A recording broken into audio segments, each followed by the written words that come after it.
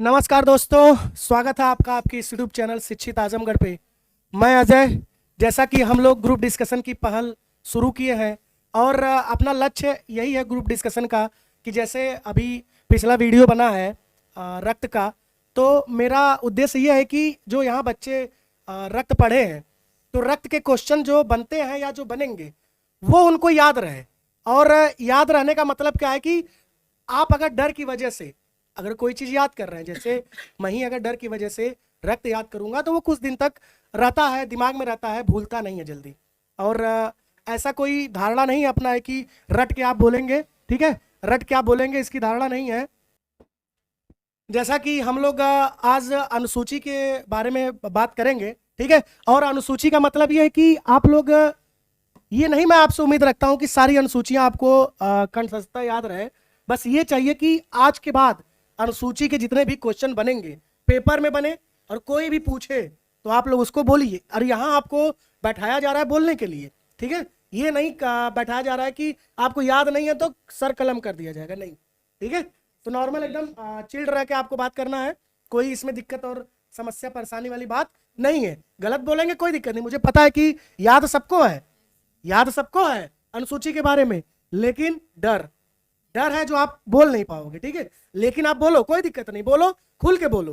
गलत बोलोगे ज्यादा ज्यादा और क्या बोलोगे, इससे ज्यादा कुछ होगा? इससे ज्यादा कुछ नहीं होगा। लेकिन यह है कि आज के डिस्कशन से अनुसूची अपना पूरा तैयार हो जाएगा, ठीक है ना। अनुसूची से जितने भी क्वेश्चन बनेंगे तैयार होंगे अपने, ठीक है। चलिए मैं अनुसूची के बारे में बात करूं तो देखिए, मुझे अनुसूची के बारे में जितना नॉलेज था, जैसे मैं पढ़ रहा था तो उसमें जितना भी क्वेश्चन आता था तो ज़्यादा उतना डीपली मैं नहीं पढ़ता था। जितना क्वेश्चन आते थे उसी के हिसाब से अनुसूची अपना 12 मैंने भी तैयार किया था। इस समय भूल गया है तो आप लोग को ही बताना पड़ेगा कि पहली अनुसूची क्या है, दूसरी अनुसूची क्या है। मैं अगर आप लोग थोड़ा अटकेंगे तो मुझे ज़्यादा जानकारी नहीं है, आप ही लोग में से कोई बोलेगा उसमें कि पहली अनुसूची क्या है, दूसरी अनुसूची क्या है, तीसरी अनुसूची क्या है, उसके बारे में बात होगी, ठीक है। चलिए, अनुसूची में जैसे कि संविधान की पूरी चीज़ें बताई गई हैं, मुझको जहाँ तक उम्मीद है जो जो होता है। जैसा कि दीपक जी ने बताया कि अनुच्छेद के विस्तार रूप को अनुसूची बोला जाता है, तो सही है। जिसको नहीं पता होगा, मुझे भी नहीं पता था आज तक, ठीक है, आज पता चला तो अच्छा लगा, आप लोग भी लगा होगा अच्छा। तो हम लोग पहली अनुसूची के बारे में बात करते हैं। पहली अनुसूची के अगर बारे में बात करें, 12 अनुसूचियां हैं जो आपके क्वेश्चन पूछते हैं। 12 अनुसूचियों से तो डायरेक्ट आपका क्वेश्चन पूछता है कि पहली अनुसूची में क्या है, दूसरी अनुसूची में क्या है, तीसरी अनुसूची में क्या है। जैसे आपका पूछ दिया कि दल बदल किस अनुसूची से लिया गया है, जैसे आपका संविधान में पहला संविधान संशोधन किस अनुसूची के तहत किया गया है। फिर आपका जो है पंचायती राज को पूछा जाएगा किस अनुसूची में है। जैसे कुछ आपका शपथ और वेतन भत्ता होता है, ये किस अनुसूची में है। इसी के बारे में हम जो क्वेश्चन आपका पूछता है ऐसे ही करके पूछता है, ठीक है। जो आपको वनडे एग्जाम में क्वेश्चन पूछता है उसी के बारे में विस्तार चर्चा करेंगे। और आप लोगों को जो पता हो, कोई दिक्कत नहीं, नहीं पता है तो आज पता हो जाएगा अनुसूची के बारे में एकदम बिना झिझक और बिना डर के आप बोलेंगे। बस आपको बोलना यहाँ पे सीखना है, ठीक है ना। डरो एकदम मत, गलत बोलो, कोई दिक्कत नहीं, गलत बोलना है गलत ही बोल डालो, एकदम डरना नहीं है। लेकिन ठीक है, पहला दिन है कई लोगों का इसमें, तो पहला दिन है तो आप लोग पहले अपना इंट्रोड्यूस करके फिर उसके बाद जो क्वेश्चन मैं पूछूंगा आप लोग अपने से ही पूछेंगे। पहली अनुसूची, दूसरी अनुसूची, फिर उसकी तीसरी अनुसूची क्या है, अपने में ही आप लोग डिस्कशन करिएगा, ठीक है। और जो जिसका पहला दिन है अपना थोड़ा सा इंट्रोडक्शन देके फिर आपको आंसर बताना है उसका, ठीक है। चलिए मैं बात करूं अगर पहली अनुसूची की, तो पहली अनुसूची के बारे में कौन बताएगा, इसमें से कोई है? आप बताएंगे पहली अनुसूची के बारे में? लीजिए बताइए, ठीक है बताइए। आप तो मुझको लग रहा है पिछले वीडियो में थी, तो अपनी परिचय ना देते हुए डायरेक्ट अनुसूची के बारे में बताइए, ठीक है बताइए। पहले अनुसूची में भारतीय संविधान के पहली अनुसूची में ये दिया गया है कि भारत देश के कितने राज्य और केंद्र शासित राज्य हैं, जैसे कि वर्तमान में 28 राज्य और 8 केंद्र शासित प्रदेश हैं। प्रदेश, बहुत बढ़िया। जैसा कि इन्होंने बताया कि पहली अनुसूची में जो है 28 राज्य है। कंफर्म हो ना आप लोग? मुझे शायद 29 राज्य था जब मैं पढ़ रहा था, तो मुझे थोड़ा सा करंट अफेयर और जीके से अब थोड़ा दूर हूँ, 3 साल से, 3 साल से। अच्छा, वो केंद्र शासित राज्य हो गया, ठीक है। जम्मू कश्मीर से जो बना है उसमें एक केंद्र शासित राज्य, ठीक है, ठीक, बहुत बढ़िया। मुझे भी जानकारी इसी के माध्यम से मिल रही है, आप लोग को मिल रही है। और जैसा कि इन्होंने बताया कि पहली अनुसूची में राज्यों के बारे में और केंद्र शासित राज्यों के बारे में बताया गया। जो डायरेक्ट क्वेश्चन आपका पूछता है कि राज्य अगर राज्य, अच्छा कोई नया राज्य बनता है तो अनुसूची अनुसूची फर्स्ट के द्वारा ही जोड़ा जाता है उसको। बहुत बढ़िया, बहुत बढ़िया, ये भी मुझे नहीं पता था। और ये भी पूछा हुआ क्वेश्चन है कि कोई नया राज्य बनेगा तो किस अनुसूची के तहत उसको जोड़ा जाएगा, तो अनुसूची 1। कन्फर्म है ना आप लोग? ठीक है, बहुत बढ़िया। और जैसे एक परिवार में आप देखेंगे कि परिवार में कितने व्यक्ति होते हैं, कितनी औरतें होते हैं, उसी तरीके से अपना भारत एक परिवार है। तो अगर परिवार में आपको पता करना है तो राज्य और केंद्र शासित राज्य के बारे में पता करना पड़ेगा। अगर आप परिवार से रिलेट करके पढ़ेंगे तो मुझे लगता है कि बहुत जल्दी समझ में आ जाएगा चीज़ें। ठीक है, चलिए मैं अनुसूची दूसरे के बारे में आता हूँ। अनुसूची दूसरे के बारे में कोई बताएगा? अनुसूची दूसरे के बारे में, ठीक है, सुनील जी बताएंगे। सुनील जी, आपका आज पहला दिन है, तो पहले तो आप अपने बारे में कुछ बताइएगा। एकदम शर्माने वाली बात नहीं है, आप कुछ भी बताइए, गलत सही बताइए, कोई दिक्कत नहीं है। पहले अपना इंट्रोडक्शन दीजिएगा कि आपका नाम क्या है, आपने कहाँ से पढ़ाई किया है, आपका एम क्या है, क्या बनना चाहते हैं आप, और किस दिशा में आप सही दिशा में मेहनत कर रहे हैं, क्या आपको लगता है कि नौकरी पा जाएंगे। फिर उसके बाद अनुसूची 2 के बारे में आप बताइएगा। ठीक है, स्वागत है आपका सुनील जी, बताइए, लीजिए। धन्यवाद सर। मेरा नाम सुनील है, जो मैं बीएससी कंप्लीट कर चुका हूँ। मेरा एम है कि सरकारी जॉब पाने के लिए किसी भी क्षेत्र में। ठीक ठीक, बहुत ठीक। बढ़िया। जैसे आपने बताया सर कि जैसे भारत में अनेक जैसे परिवार होते हैं, जैसे परिवार में अनेक सदस्य होते हैं, तो उन्हीं के बारे में अनुसूचित 2 में बताया गया है कि जैसे भारत में अनेक परिवार के सदस्य होते हैं, जैसे अनेक पद भी होता है, उनके वेतनों के बारे में बताया गया है, उनके भत्ते के बारे में बताया गया। जैसे भारत में 28 राज्य हैं और 8 केंद्र शासित प्रदेश हैं, उनमें पदों के बारे में बताया गया, जैसे मतलब राष्ट्रपति, उपराष्ट्रपति, लोकसभा, उन्हीं के वेतनों और भत्ते के बारे में बताया गया और पेंशन के बारे में बताया गया है। राष्ट्रपति, उपराष्ट्रपति और जो भी अपने सुप्रीम कोर्ट के जितने भी जज हैं उनके वेतन भत्तों और वेतन भत्तों के बारे में बताया गया, यही है ना? द्वितीय अनुसूची यही है। ठीक है, जयराम जी आप थोड़ा इधर खिसकिए। सुनील जी, जयराम जी नहीं आ रहे हैं? हाँ ठीक है, बहुत बढ़िया, अब आ रहे हैं। सुनील जी थोड़ा सा छिप जा रहे हैं, थोड़ा सा आप पीछे हल्का सा होइए। ठीक है, ठीक है, बहुत बढ़िया। चलिए, दूसरे अनुसूची में क्या था कि क्या था? वेतन भत्ते के बारे में बताया। किनके? राष्ट्रपति और जितने भी अपने पदाधिकारी हैं जो उच्चतम पद पे हैं, जैसे राष्ट्रपति, उपराष्ट्रपति हो गए और राज्य सुप्रीम कोर्ट के सारे जज हो गए, इनके वेतन भत्तों के बारे में, मंत्रियों के बारे में, जो भी लोकसभा राज्यसभा, मुझको लगता है यही होगा, उनके वेतन भत्तों के बारे में पूछा है। द्वितीय अनुसूची के बारे में उसी में बताया गया। ठीक है, तो द्वितीय अनुसूची में बहुत ही अच्छी चीज बताई गई है कि वेतन भत्ता जो उनके बारे में बताया गया। ठीक है, चलिए मैं तीसरी अनुसूची के बारे में पूछना चाहता हूँ, तो बताइए इसमें तीसरी अनुसूची कौन बताएगा? किसी को पता है तीसरी अनुसूची? जयराम जी, जयराम जी का भी आज पहला दिन है, और जहाँ तक हम देख रहे होंगे आप लोग, बढ़िया बढ़िया हम लोग पानी उनी भी रखे हैं। हाँ, तो बिस्लेरी पानी है, और किसी को प्यास लगती है तो आप पी सकते हैं, ये दिखावे के लिए नहीं रखा गया है। ठीक है, तो पी सकते हैं आप लोग, क्योंकि गला सूखता है तो हमेशा जो है स्प्राइट नहीं पिया जाता है, ड्यू नहीं पिया जाता है। ठीक है, कभी कभी पानी भी पी लिया जाता है। तो आज ठंडी है, गर्मी में ड्यू भी रहेगा, कोई दिक्कत नहीं है। तो एकदम डरना नहीं है आप लोग को, सीखने के लिए यहाँ बैठे हैं, सीख के जाएंगे और बढ़िया सिलेक्शन लेके जाएंगे। चलिए तीसरी अनुसूची के बारे में जयराम जी बताएंगे, और जयराम जी का आज पहला दिन है। जयराम जी मुझसे लगभग 1.5 साल से जुड़े हैं, और बहुत ही अच्छे व्यक्तित्व के धनी हैं ये, और आज ये अपने बारे में कुछ बताएंगे, और अपने बारे में बताइएगा, और अनुसूची 3 के बारे में बताएंगे। जयराम जी बताइए। धन्यवाद सर। मैं जयराम हूँ, मैं डीएवी पीजी कॉलेज से ग्रेजुएशन कर चुका हूँ। धन्यवाद सर। मैं डीएवी पीजी कॉलेज से ग्रेजुएशन कर चुका हूँ, और मैं पिछले 1 सालों से वनडे एग्ज़ाम की तैयारी कर रहा हूँ।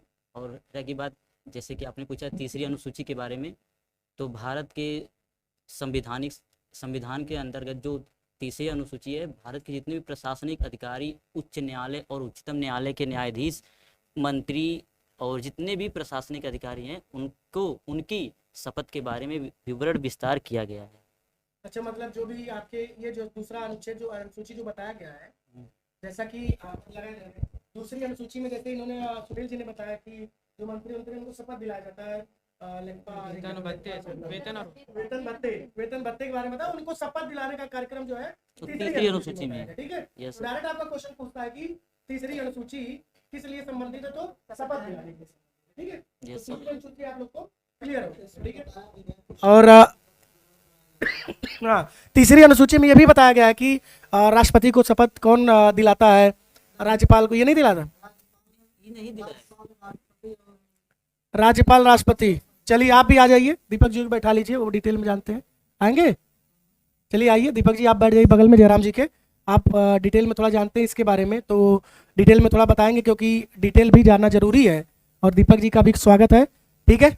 और जैसा कि ये मुहिम ऐसी है कि सभी लोग ग्रुप डिस्कशन के माध्यम से अपना जो भी टॉपिक है वो तैयार हो जाए, ठीक है। चलिए, तो तीसरे अनुच्छेद के बारे में, अनुसूची के बारे में कुछ आप डिटेल बताएंगे क्या दीपक जी, बताइए। सर, तीसरी अनुसूची में शपथ ग्रहण करने से संबंधित है। इसमें सुप्रीम कोर्ट, हाई कोर्ट के सभी जज इसमें शपथ ग्रहण करते हैं। लोकसभा, राज्यसभा के सभी सदस्य इसमें शपथ ग्रहण करते हैं। लेकिन जैसे राष्ट्रपति हो गया, उपराष्ट्रपति हो गया, राज्यपाल हो गया, इनके शपथ ग्रहण करने का प्रावधान अलग किया गया है। जैसे राष्ट्रपति का शपथ ग्रहण करने का प्रावधान आर्टिकल 60 में है। राज्यपाल का 115 आर्टिकल 159 में है और उपराष्ट्रपति का आर्टिकल 69 में दिया गया है शपथ ग्रहण करने का प्रावधान। बहुत बढ़िया, बहुत बढ़िया। सारे क्वेश्चन जो इससे बनते हैं आपने बता दिया दीपक जी, धन्यवाद आपका। और जैसा कि अगर तीसरी अनुसूची को संक्षेप में बताया जाए तो शपथ ग्रहण संबंधी जो है तीसरी अनुसूची है, ठीक है ना। डायरेक्ट आपका क्वेश्चन जो पूछेगा शपथ संबंधी ग्रहण संबंधी है अनुसूची 3, ठीक है। चलिए, मैं अनुसूची चौथे के बारे में पूछना चाहता हूं कि अनुसूची चौथा, उसके बारे में कौन बताएगा? अनुसूची चौथा मंजू जी का भी आज पहला दिन है, तो मंजू जी आप पहले अपने बारे में बताइएगा और फिर उसके बाद अनुसूची 4 के बारे में बताइएगा। धन्यवाद सर, मेरा नाम मंजू है और सर मैंने ग्रेजुएशन एचडीपीजी कॉलेज से किया है। प्रेजेंट टाइम में सर बीएड 3rd सेमेस्टर है मेरा। और जैसा कि सर आपने अनुसूची चौथी के बारे में पूछा है, तो अनुसूची चौथी में ये बताया गया है कि भारतीय संविधान के चौथी अनुसूची में राज्यसभा में विभिन्न राज्यों के सीटों का आवंटन किया गया है। यह बहुत ही महत्वपूर्ण है और जिस प्रकार इसमें यह निर्धारित किया जाता है कि राज्य में राज्यसभा से कितनी सीटें आएंगी। बहुत बढ़िया इन्होंने बताया। मंजू जी, आपका पहला दिन है और मुझे लग रहा है थोड़ा सा डर था आपके अंदर, ठीक है, वो धीरे धीरे खत्म हो जाएगा।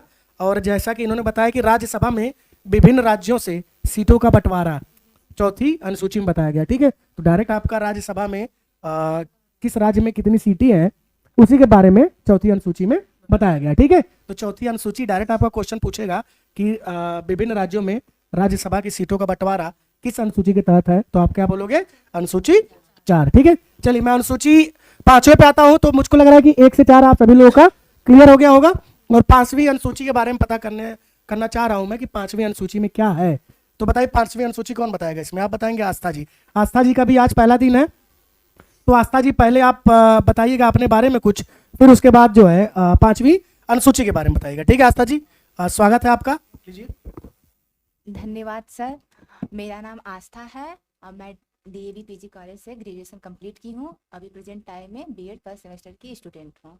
और जैसा कि आपने मुझसे 5वीं अनुसूची के बारे में पूछा है, तो उसमें मतलब 5वीं अनुसूची में अनुसूची जनजातियों के बारे में बताया गया है कि मतलब प्रशासन के बारे में उल्लेख किया गया है और उसमें मतलब ठीक है, आज पहला दिन है, बहुत बढ़िया आप बोली हैं। जैसा कि इन्होंने बताया है कि 5वीं अनुसूची में जो है अनुसूचित जाति और अनुसूचित जनजाति के क्षेत्र और उनके शासन प्रशासन का बंटवारा, इसके बारे में कुछ और कोई बताएगा 5वीं अनुसूची के बारे में?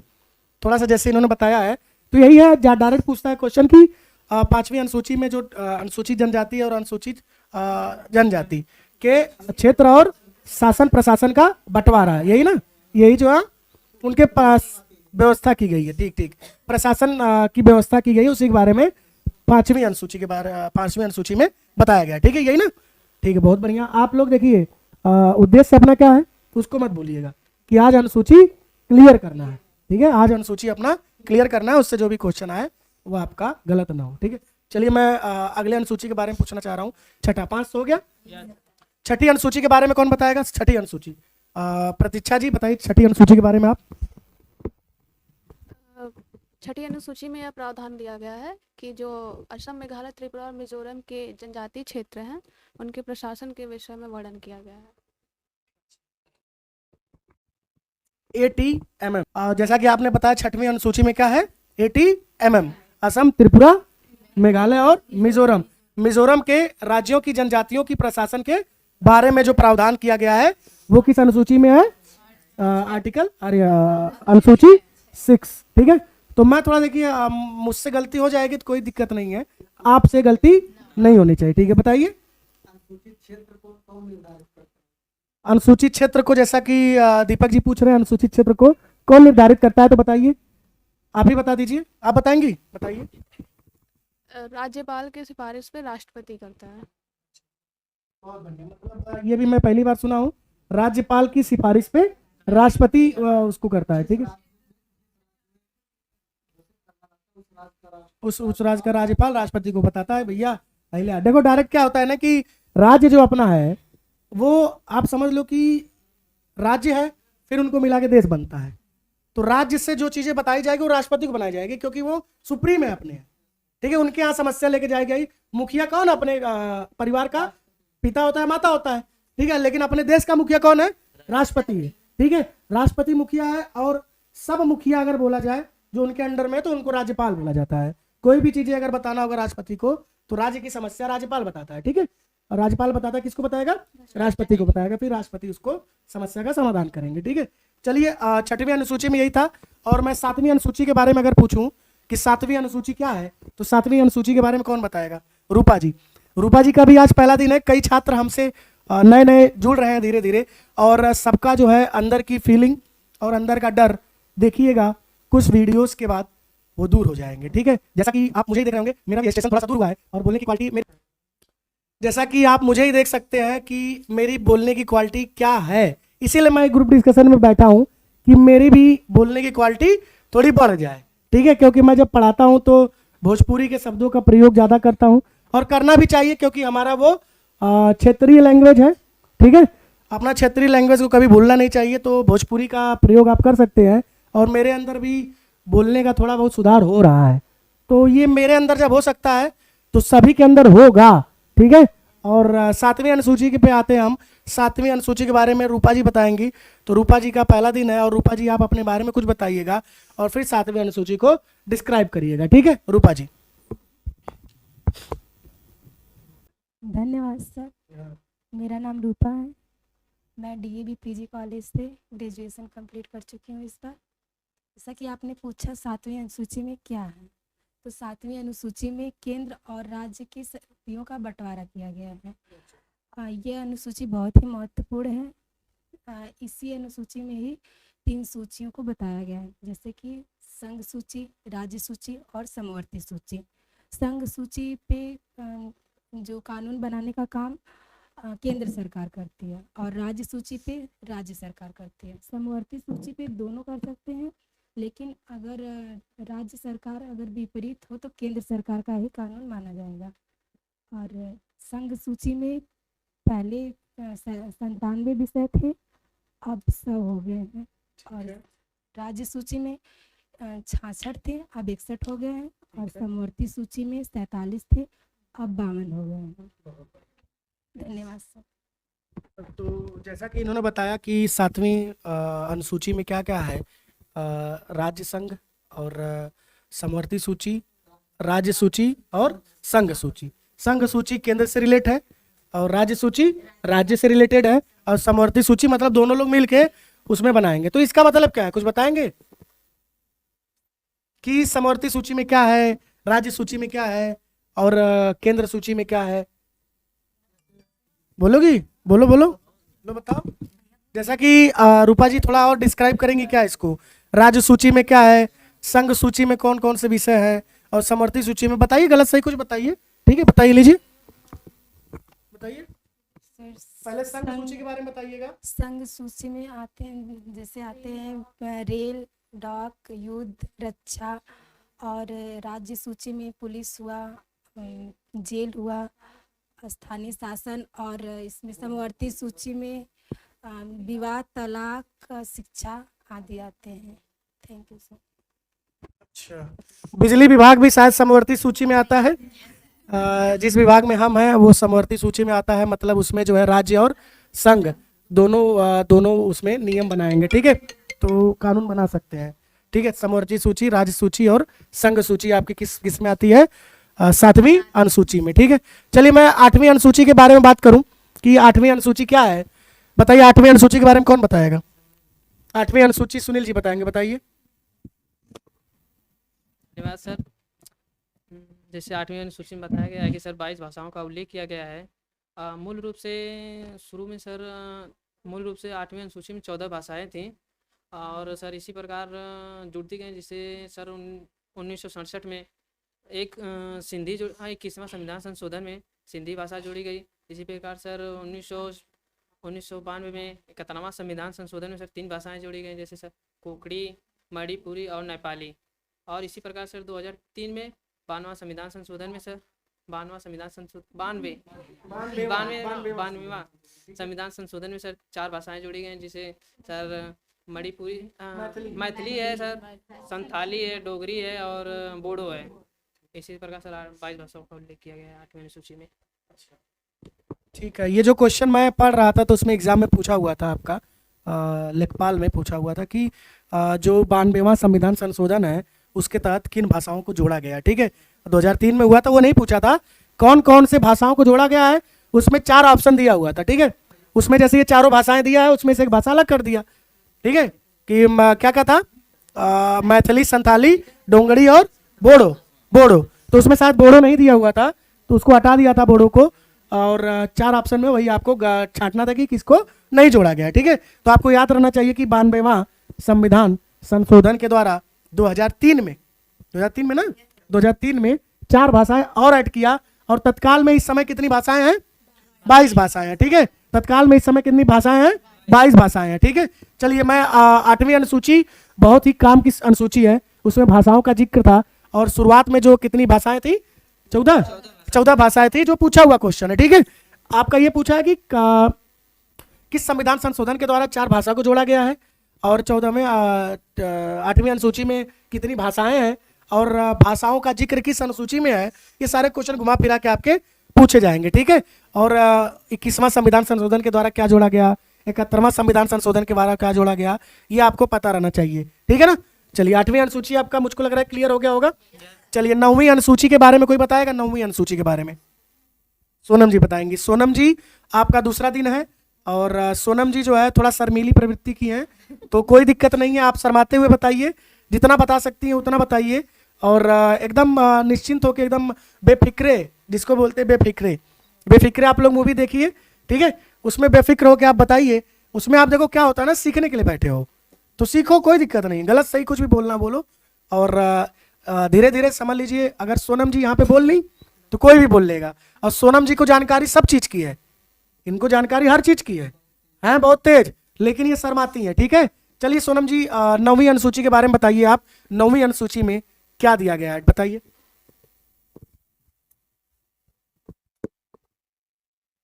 सर 9वीं अनुसूची में भूमि के बारे में बताया गया है, और ये पहले संविधान संशोधन 1951 द्वारा लाया, इसमें जोड़ा गया था। और वर्तमान में 9वीं अनुसूची में 284 कानून हैं, और इसमें इस कानून में कोई भी न्यायिक समीक्षा इसकी मतलब कोई भी न्यायिक समीक्षा नहीं की जा सकती है। मतलब इसमें जो न्यायिक समीक्षा न की जाने का मतलब है कि न्यायालय में इसको चुनौती नहीं दिया जा सकता है। ठीक है ना, न्यायालय में अनुसूची 9 के तहत जितने भी विषय होंगे, जितने भी धाराएं होंगी, उसको जो है न्यायालय में इसको चुनौती नहीं दिया जा सकता है। और जो आपका क्वेश्चन बना हुआ है इसमें, ये बना हुआ है कि प्रथम संविधान संशोधन किस अनुसूची में दर्शाया गया है, तो 9वीं अनुसूची में। ठीक है, 9वीं अनुसूची के तहत दर्शाया गया उसमें। ठीक है, चलिए मैं बात करूं अगर 10वीं अनुसूची की, तो 10वीं अनुसूची के बारे में कौन बताएगा भैया, बताइए 10वीं अनुसूची क्या होता है, उसके बारे में कौन बताएगा। 10वीं अनुसूची सुनील आप बताएंगी, आइए बताइए 10वीं अनुसूची। आइए प्रगति जी 10वीं अनुसूची के बारे में प्रगति जी बताएंगी। प्रगति जी आइए ज्वाइन करिए ग्रुप डिस्कशन को, और प्रगति जी 10वीं अनुसूची के बारे में बताएंगे, लीजिए। Thank you sir. सर 10वीं अनुसूची जो 52वें संविधान संशोधन 1985 के अंतर्गत, इसमें दल बदल संबंधित प्रावधान है। दल बदल जी सर, दल बदल का प्रावधान है। दल बदल क्या होता है कोई बताएगा। दल बदल के बारे में आपने बताया 1985 के तहत उसमें जोड़ा गया 10वां दल बदल। 52वां संविधान संशोधन, ठीक है, 52वां संविधान संशोधन के द्वारा ये पूछा हुआ क्वेश्चन है कि किस संविधान संशोधन के द्वारा दल बदल को जोड़ा गया है, तो 52वां संविधान संशोधन। और ये पूछेगा कि दल बदल का किस अनुसूची में जिक्र है, क्यों ला गया है, अनुसूची किस अनुसूची में जिक्र है, तो 10वीं अनुसूची में जिक्र है। ये आपका क्वेश्चन बनेगा। और आपका क्वेश्चन ये बनेगा कि किस संविधान संशोधन के द्वारा इसको जोड़ा गया है, ठीक है ना, इसको जोड़ा गया है। और दल बदल के बारे में दीपक जी बताना चाह रहे हैं डिटेल में कि दल बदल होता क्या है। ठीक है दीपक जी, लीजिए बताइए दल बदल क्या होता है। सर दल बदल जैसे कि कोई इलेक्टेड सदस्य है अपनी पार्टी से, वो अपनी ही पार्टी के खिलाफ कुछ उसके अहित में बोलता है, और जैसे कि बीच बीच में पार्टी बदल रहा है, अपनी पार्टी छोड़ के दूसरी पार्टी में जा रहा है, इसको रोकने के लिए। और ठीक है, बहुत बढ़िया। जयराम कुछ बोलेंगे? दल बदल के बारे में जयराम जी बताएंगे, जैसा कि उन्होंने बताया पार्टी वोटी, उसके बारे में आप भी कुछ विस्तृत जानकारी दीजिए, दल बदल के बारे में बताइए। सर जैसा कि दीपक भैया ने बताया कि पार्टी के सदस्य जो कि मतलब किसी भी पार्टी में चले जाते थे और बिना इन्फॉर्मेशन दिए, तो इसके लिए राजीव गांधी ने 1985 में एक बिल लाया जिसके तहत अब जो भी अपनी पार्टी छोड़ेगा वो कम से कम 6 महीने रह के या फिर अपनी पार्टी से इस्तीफा दे के उसके बाद ही अपनी पार्टी छोड़ सकता है। इसी के लिए दल बदल कानून पास किया गया है। नाम से ही आपको लग रहा है दल बदलू वाला काम है। जो दल बदलू वाला काम जो है वो एक जैसे कि आप ही हमारे साथ हैं, मैंने पलट गिला, हाँ मैंने पलट गिला भाई, कैसे हम फिर अब मान ला हम 10 सीट ले लेला, हाँ 10 सीट ले लेला, तो अब पलटे कर पलट दूसरे दे देला, हाँ तो उसी के लिए जो है दल बदल कानून बनाया गया है। ठीक है, बहुत बढ़िया डिस्क्रिप्शन था जयराम जी आपका।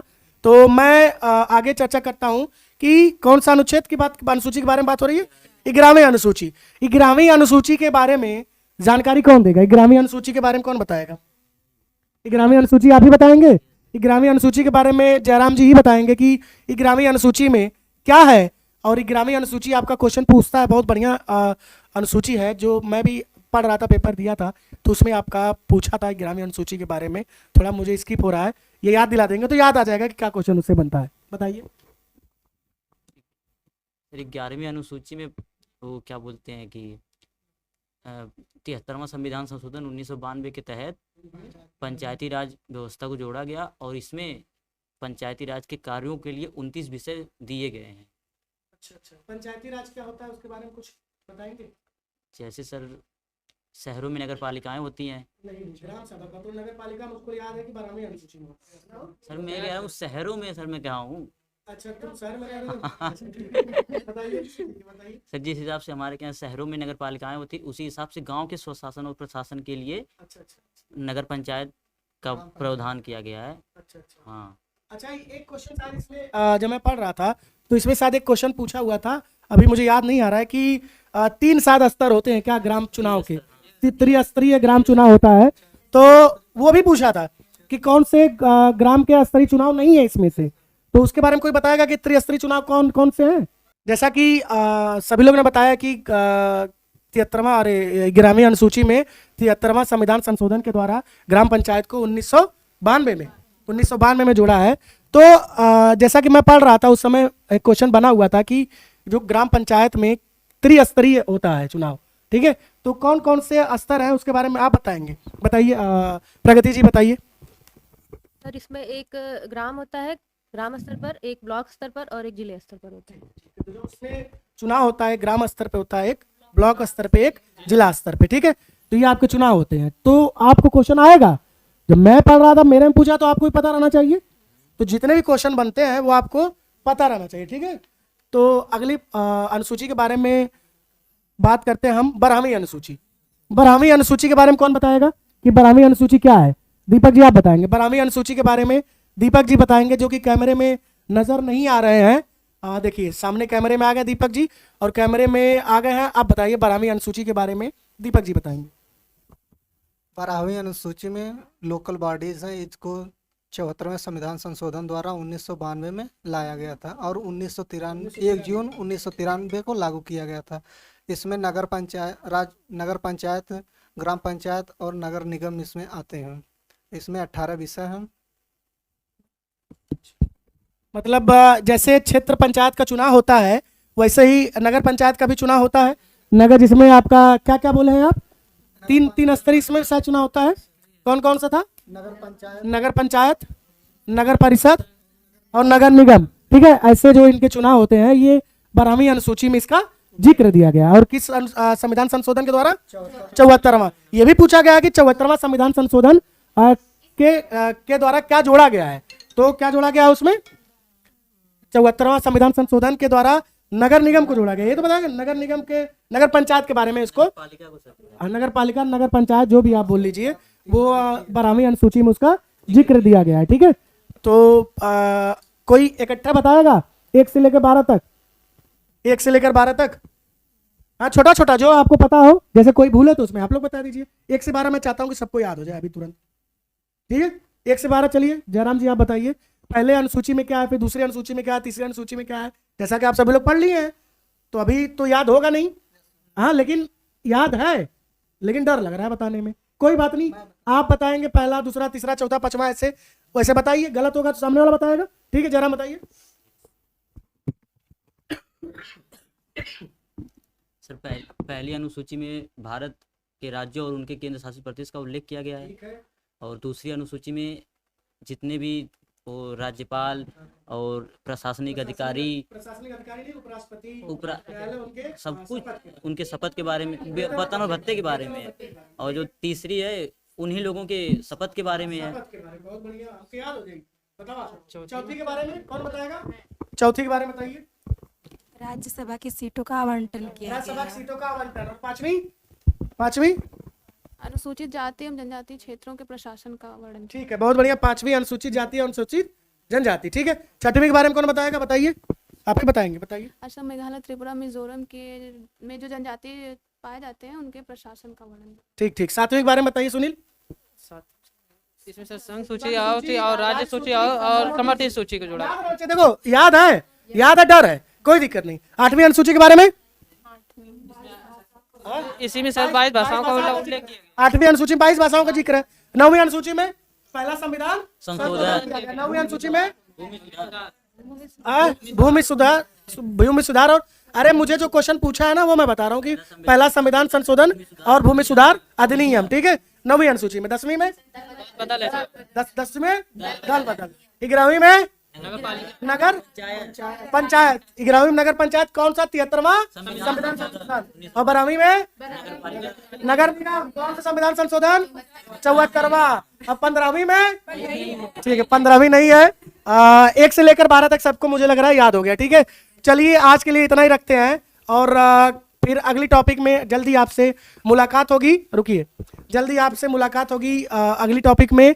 और जैसा कि इतने प्यारे प्यारे बच्चे आपसे जुड़े हुए हैं तो चेहरा देख के आप लोग सब्सक्राइब और शेयर और लाइक कर दिया करिए। ठीक है, और देखिए एक चीज़ और है कि जैसा कि हम लोग ये पहल किए हैं ग्रुप डिस्कशन का, तो मेरा आपसे एकदम रिक्वेस्ट है कि क्या इसमें आपको अच्छा लगा, क्या इसमें सुधार की ज़रूरत है, उसको आप कमेंट बॉक्स में जरूर कमेंट किया करिए, जिससे हम आगे चल के उसमें सुधार करेंगे। और क्योंकि कमेंट सबका पढ़ा जाता है और रिप्लाई भी दिया जाता है, तो आप लोग कमेंट अवश्य करें कि ये जो ग्रुप डिस्कशन हम लोग कर रहे हैं इसमें क्या सुधार की ज़रूरत है। जैसा कि पिछले ग्रुप डिस्कशन में देखे होंगे पानी नहीं था तो पानी रखा गया है, लगे कि प्रोफेशनल ग्रुप डिस्कशन है, तो इसमें क्या क्या सुधार किया जाए आप कमेंट बॉक्स में जरूर कमेंट किया करिए।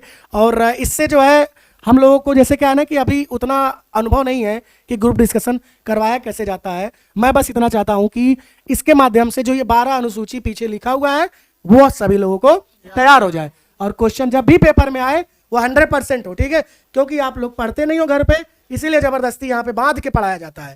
ठीक है, तो कोई दिक्कत नहीं ना आप लोगों को बांध के पढ़ाने में? तो आप लोग खुश है ना ग्रुप डिस्कशन में? चलिए आज के लिए इतना ही रखते हैं। सभी लोगों को धन्यवाद।